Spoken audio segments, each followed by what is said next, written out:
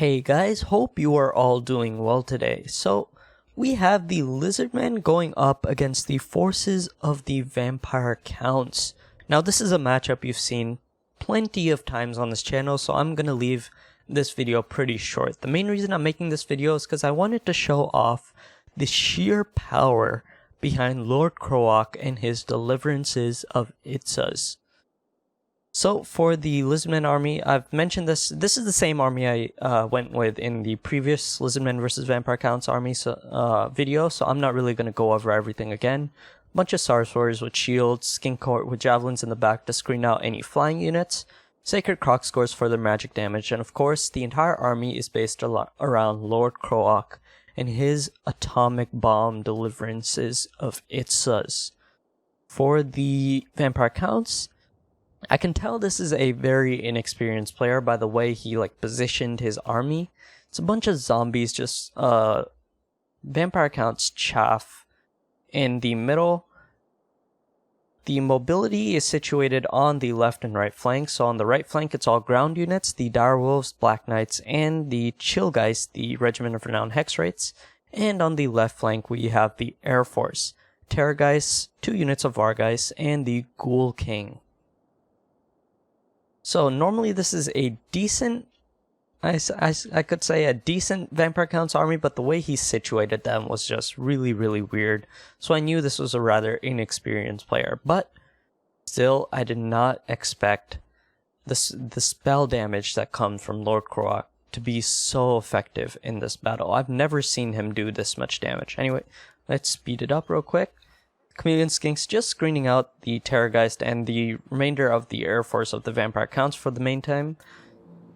Just slowing them down, poisoning them, doing a bit of damage, allowing the Umbral Tide to get a few shots into the Ghoul King, which is currently actually trailing them. Seems like he's gonna land on them and do a little bit of damage.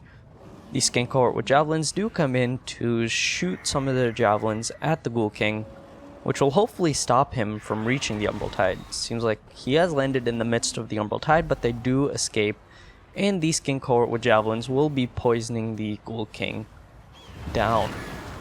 There is a spawn of Crypt Ghouls going down on the Sorcerers, but they are very tough to take down.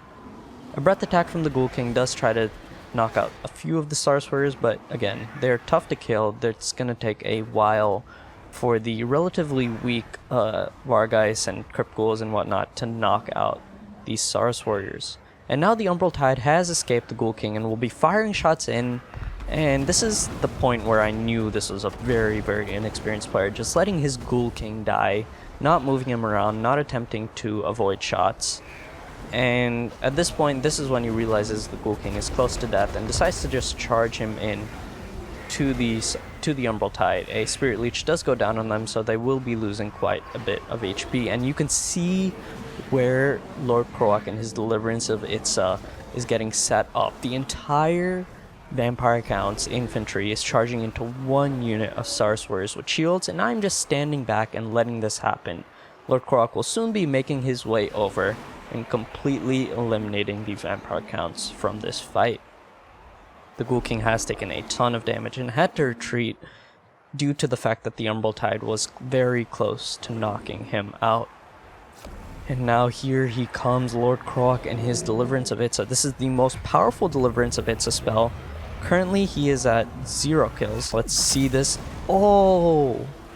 All these zombies, all these skeleton spearmen, they're all dead. They're basically dead. 411 kills. I mean, that's something I haven't even been able to replicate in campaign against Skaven Slaves, Clan Rats, whatnot.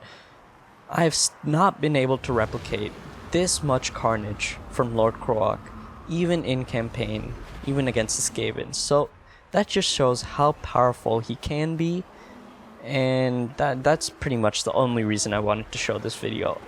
I give it to the player. He was very inexperienced, so I shouldn't really be taking advantage of him like this, but still, that is just so satisfying. The Ghoul King taken down by a couple shots from the Umbral Tide, and yeah, the battle's basically over.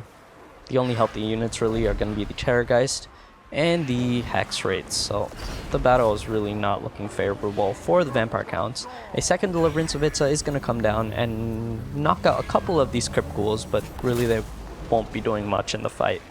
Yeah, a couple more kills for Lord Croak, but 411. I mean, that's unheard of. I've never heard of a single spell doing that much damage. That is just crazy. Anyways, battle's basically over. Let's speed it up.